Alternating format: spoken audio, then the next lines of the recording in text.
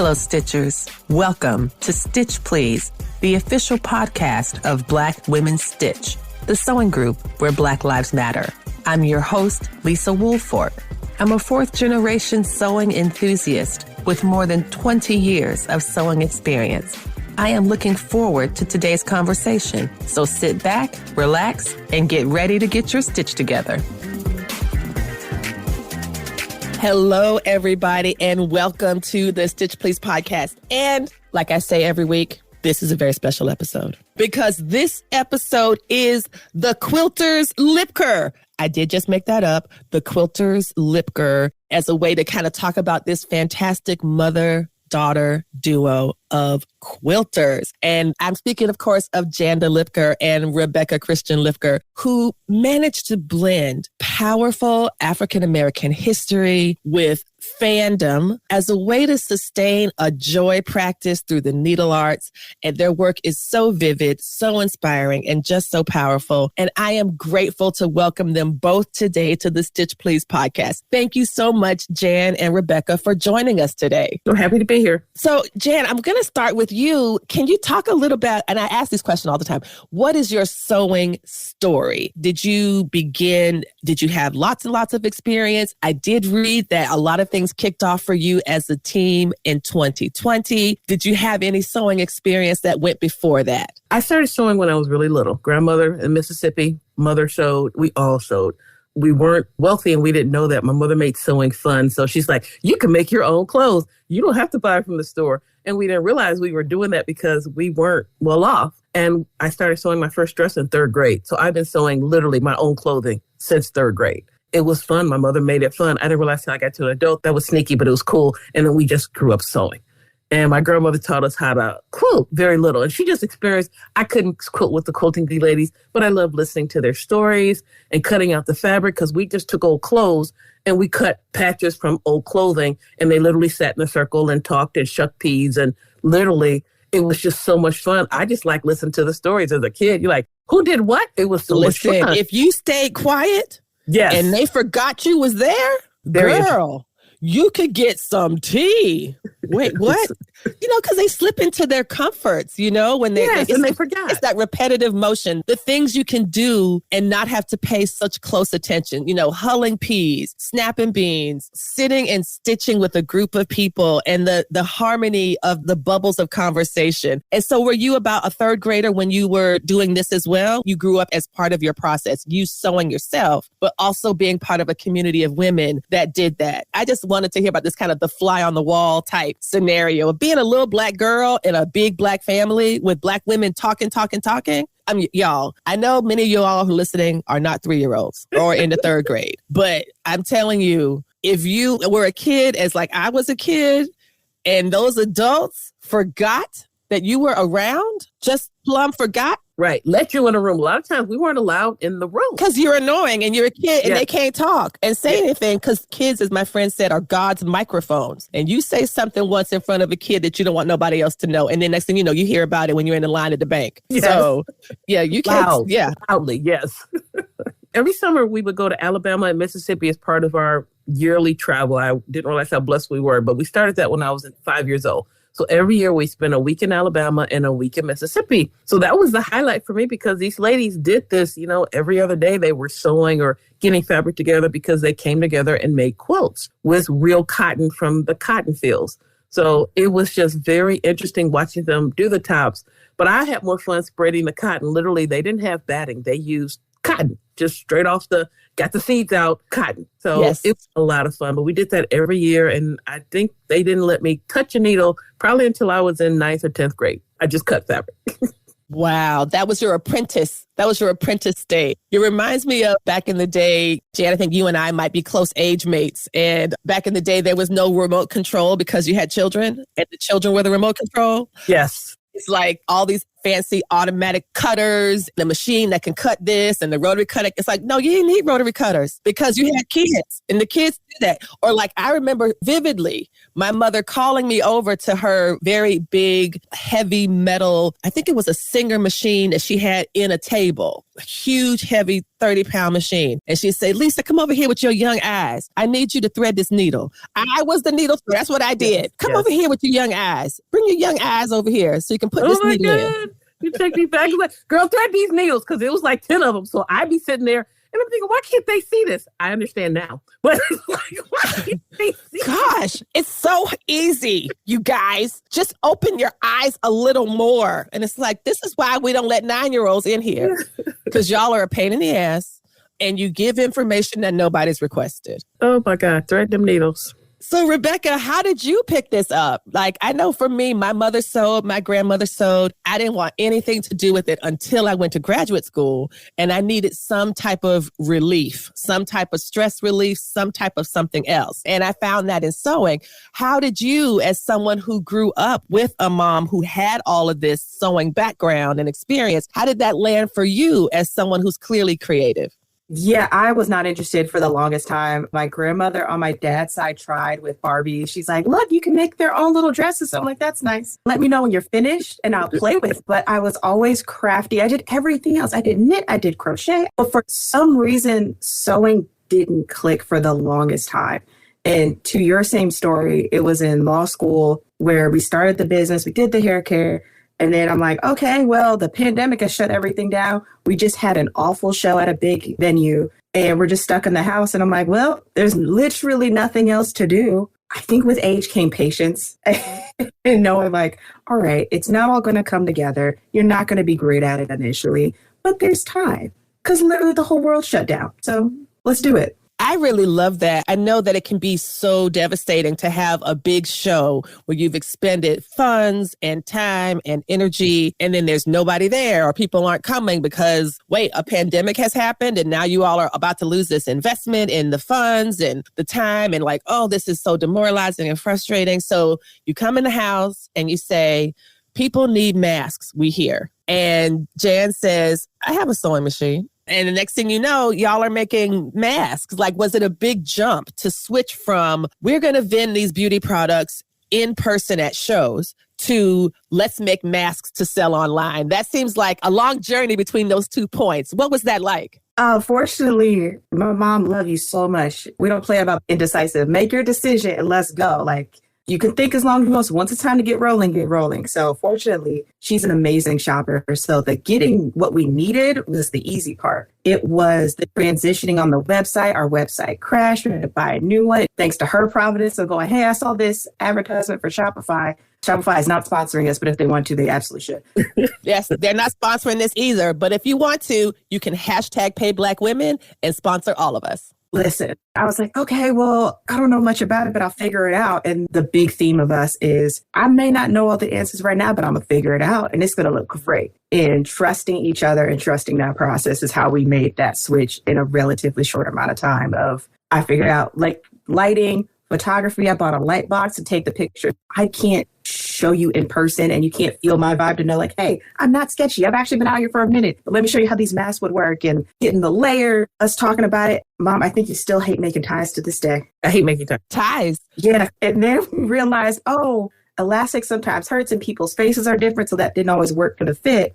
So you should do ties, making them stupid ties because they started off fairly hefty, but as got better and better, they got smaller and more sleek. We had it down to a science. The CDC was like, yeah, forget all that. No more of those cloth masks. You better go buy something. We're like, well, here we go again. Exactly. As kids in nursing homes, because we really felt that kids, they weren't marketing them to kids.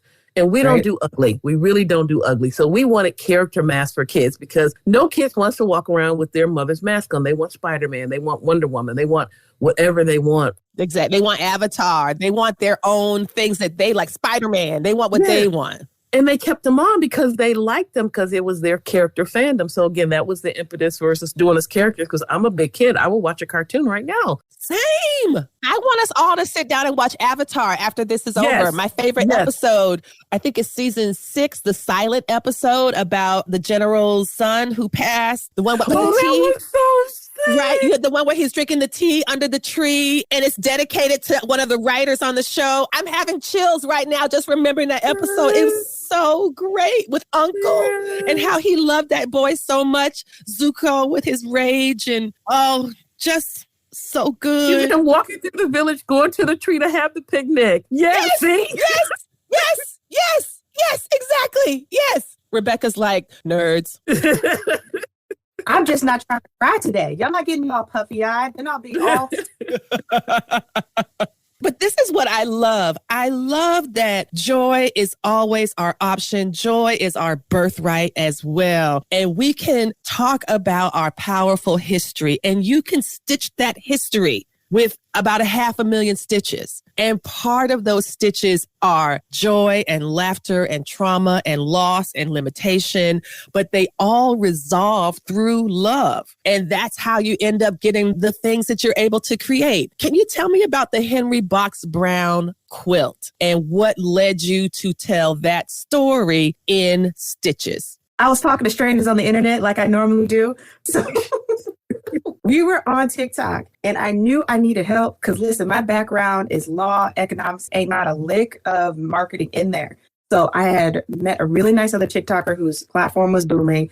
I always recommend people talking to their group, their class, who's next up to graduate. So you met with this very popular TikToker with a booming platform. And I really like how you said it's really good to build connections with the person in the graduating class above you. And what I like about that is that it's a way to talk about hierarchy without feeling like you have to like worship somebody, that you are peers, you are in the same kind of field and the same interests, and they have done certain things to get to where they are, and they might be willing to share a few tips with you because you're in the same kind of area. And it's also really powerful because too often it seems like because social media is so ruggedly individualist, there are a lot of people that don't want to help anybody else. They feel either threatened or if I help you, then you're going to step on my heels. But I'm glad you were able to find someone who kind of believes in the National Black Club Women's motto of lifting as we climb, which was kind of like what you all were doing. So can you talk about how the Henry Box Brown quilt was the thing, was the piece, the story that moved you or that helped to move your business forward? As we were growing on TikTok, I knew I needed help from a marketing perspective. I reached out to him in the DMs just going, hey, I know you're very busy. Please help me. Unfortunately, he responded back. And in the midst of us having that conversation, I'm like, listen, I just being 100% honest, I do not have the bandwidth to pay you for your efforts. And I know that you do deserve that. And that's when he mentioned, oh, could you make something with Henry Box Brown? And it'd be great because he actually has it in his home right now. But also when he was doing shows, because he's also a magician, he's like, that's someone in history I really look up to. And I had no idea after seeing that image that Henry Box Brown had a stint as a magician. So as I was implementing his marketing skills that he was passing on to me, that's how we came up with, I think it's like a 3-part series of me kind of telling his story in like a bedtime story type of fashion. And that's kind of what took off from there because A, people had never heard of this person like in that kind of depth. And then B, was the calmness of it at the time because like ASMR was doing really well on TikTok at the time. So just this calm, soothing voice was working out. And it was just the least confrontational way to discuss a very interesting person from history because he has a lot going on. There's so much beautiful about this that seems to kind of become like a metaphor in some ways for your business overall. The lifting as we climb, but also the bartering, the community engaged form of trade that says, hey, I know what you have is valuable and I am not just trying to use you for your knowledge. Your knowledge is valuable and I do want to respect that, but we have a quilt and we have the skill to give you something that is also priceless, that he might be able to use in some ways, like for display or whatever. Black Women Stitch in the Stitch Please podcast is grateful for all the support that made So Black possible. Special thanks to our underwriters, Spoonflower. Thanks also to Moda for generous sponsorship. Thank you, Bernina, for your wonderful support. Thank you also to Amtrak for partnering with us. Special thanks to those who shared resources to equip the space. This includes AccuQuilt, Aurifil, Crimson Tate, So Easy, Ruby Star Society, Free Spirit Fabrics, Kai Scissors. Thank you, thank you, thank you. Special thanks to Focusrite for making the live recording possible through the donation of an audio interface, the Focusrite 18i8. Thanks to the Bridge PAI for the initial funding, and thanks also to the Modern Quilt Guild for their generous support. Thank you all so much for making this possible. There's something about the piece, the way that you were able to replicate the confinement of Henry Box Brown and the rich details in the image that come through your stitching. It seems very much like what you're showing us is you're kind of writing this story in stitches rather than in words. And I wondered if you could talk about that, about like how you use color, how you use depth and definition through the long arm, like the long arm quilting machine, as something that's a form of a language in some way. Can you talk a little bit about how the quilting itself and the way that you use color, how you stitch down a certain design, how that contributes to the weight and the beauty of the work? That is really such a joint process because we go back and forth. We're mother and daughter, but we both respect each other immensely. So there's times we don't agree, but if the other person has a stronger argument, we're done. We don't talk about it too much more. Like, you know what? I see what you're saying there. I think that'll work. Let's try that. But a lot of times we literally lay out the piece, we research the piece if we're not familiar, and then we start pulling colors. It's such an emotional part of us when we're quilting because we infuse that in it. So as you know, our quilt arm has a 20-inch space. So we're dealing with 20 inches at a time. If you look at more than that, it's overwhelming. So literally, whatever's under the long arm, we step back, we look at it. What are we trying to invoke here? What are we trying to display here? What are we trying to impart in this, bless you, in this part of the quilting? So it's more of a looking at the piece, literally laying out all the threads, and then we're pulling back and forth. So 20 or 30 different drain color is not normal for us. I mean, we've done pieces like Harry Tubman had 6 colors of brown in her hands. Henry Box Brown had a lot of black, but he had a lot of other colors because we wanted to make it more vibrant. And because we did like that piece so much, we did a more monochrome one of him, more like his wanted poster, which is very powerful. And then we did one with some puncho to literally put him in the box. That one literally looks like he's about to climb out the box. And I'll be honest, we fold him over at night because his eyes, he was coming out that box. And we didn't want him coming out that box at night. So it got very detailed for us because we do a lot of thought. And that's the part we can't explain to people. It's not so much you load it onto the lawnmower and you jump on it. It's a whole conversation between the both of us. What do you think? What do you think? What are we going to do? What do you think about this? What about black? What about charcoal black? There's just so many colors that go into it. And it does take a lot of thought before a stitch is stitched. And the way that you're describing the connection, the relationship between the two of you, it's also a conversation between you two, but it's also a conversation with history. Yes. And that's the thing that I think is so exciting, that you do the research, you find out all of this information as much as you can in order to even begin. You don't begin with, let's pull fabrics. You begin with, what is his story? What is her story? What is she best known for? What do we want to communicate about her? Are these the types of questions that you're engaging? Yes. There's a lot of history that goes into every piece we make, literally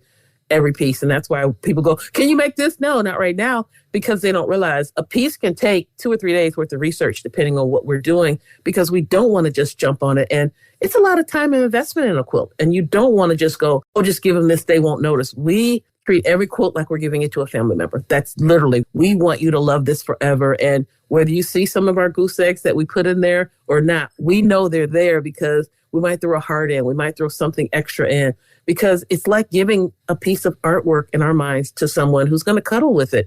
And we don't want to be thinking about you're not going to love it, because we love it. We don't give it if we don't love it. So that's the part that people don't understand. We love giving them, whether we're commissioning them or not. They're part of us. And we put a lot of heart into every quote, every single quote. And it absolutely shows. It absolutely shows. And I wanted to ask about the Harriet Tubman quilt, because I think that was the first one that I saw. And I think I saw the Henry Box Brown quilt after I'd seen the Harriet Tubman one. But it's just so stunning. And you all go visit their website, go follow the TikTok. We have the links to all of these in the show notes. The mural itself is incredibly powerful, is really just so meaningful. This is a mural that I believe is in Baltimore. And then you took that same image and turned it into a quilt. Can you talk about what it means to see something that's like painted on brick? Like it's a brick wall, but then you turn it into a quilt, which is in some ways the complete and utter opposite of what a brick wall is. So moving it from the side of a building to 3 layers, a top,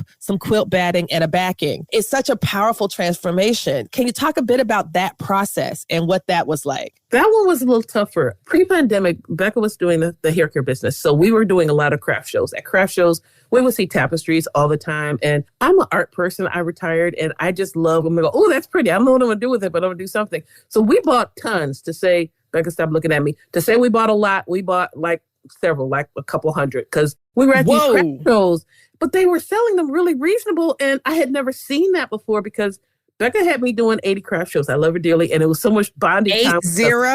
80. Before the pandemic, we had hit 80 plus craft shows. I think it was at least 80. So you got to walk around in a year. Wow. Yes.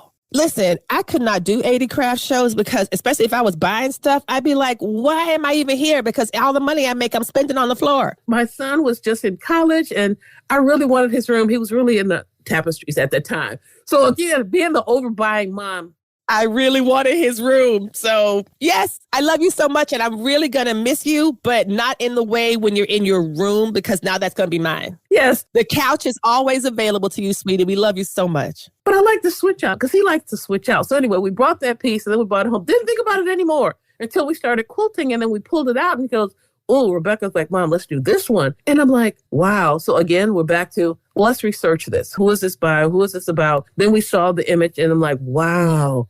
And literally, we just stared at it. And how do we invoke that and a little bit of us into the piece? So literally, that's what we did. We looked at his artwork and I'll be honest, we put it up on our iPads and we looked at it. We looked at the piece and then we like, you know what? We want the clothes to drape more. And these are all conversations before a stitch is made.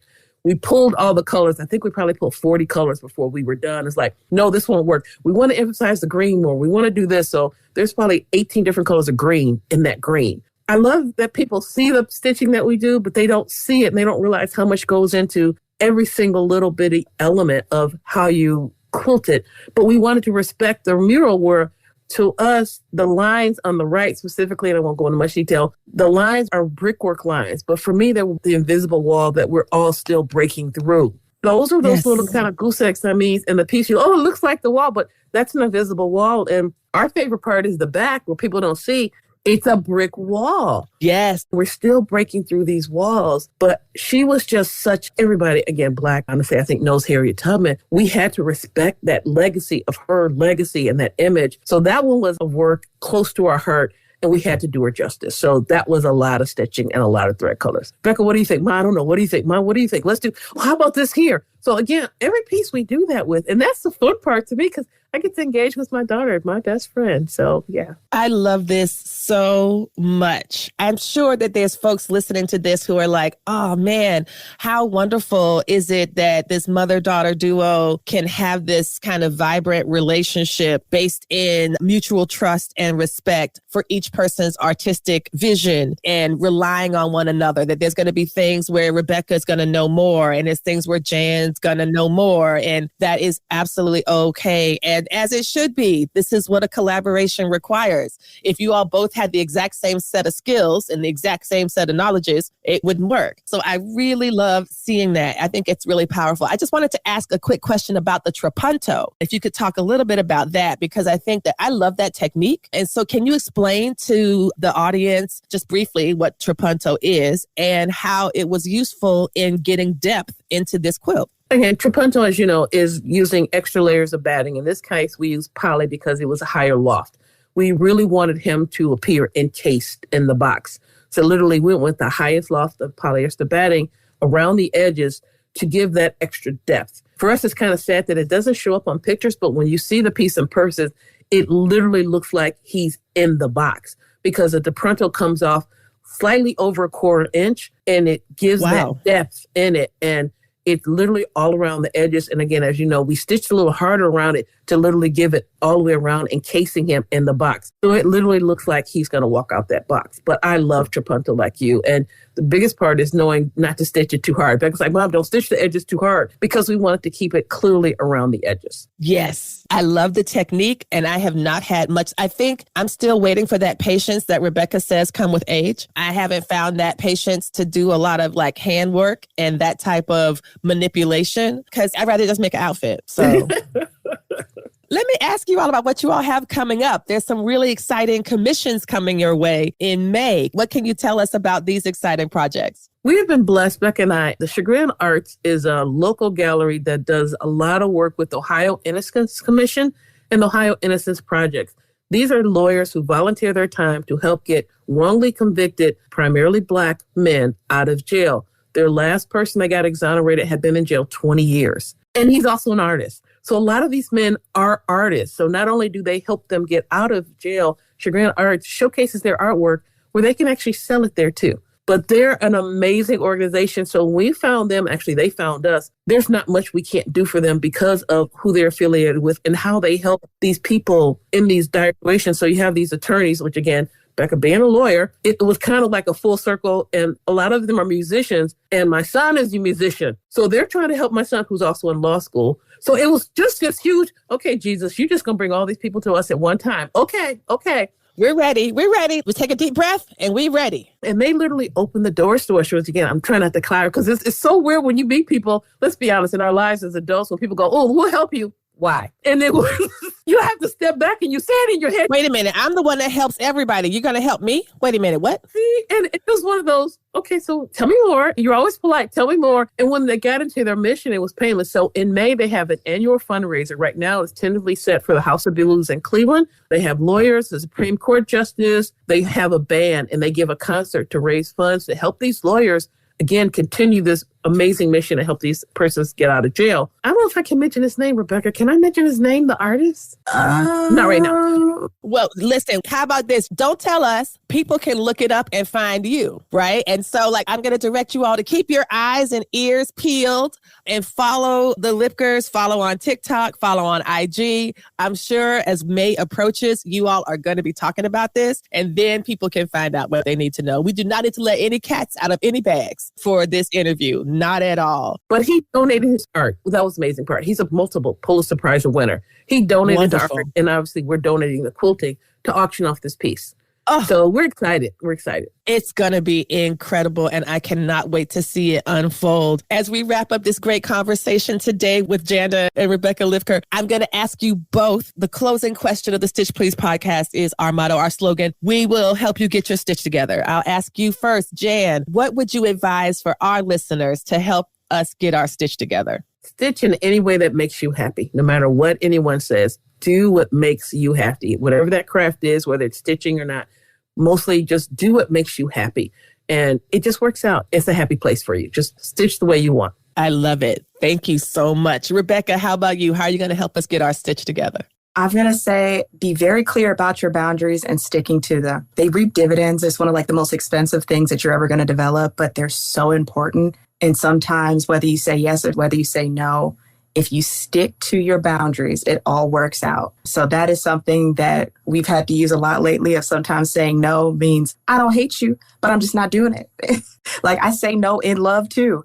It's just we don't have the bandwidth, and I'd rather not do a disservice to you or to me. So have those boundaries. I love it. And on that note, I am so grateful to Jan and Rebecca Lipker. Thank you all so much for being with us. Thank you for this first conversation. I'm calling it our first conversation because my hope is that we'll be able to have you back sometime to talk about that project for May. And by the time May rolls around, y'all will have something else really exciting. So I'm hoping this will be our first conversation, not our last conversation or our only conversation. I'm so grateful to you all for being here today.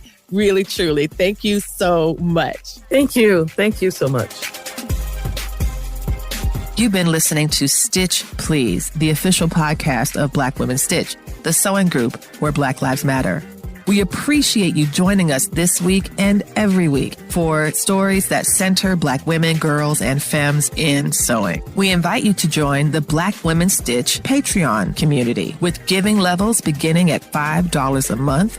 Your contributions help us bring the Stitch Please podcast to you every week. Thank you for listening. Thank you for your support. And come back next week and we'll help you get your stitch together.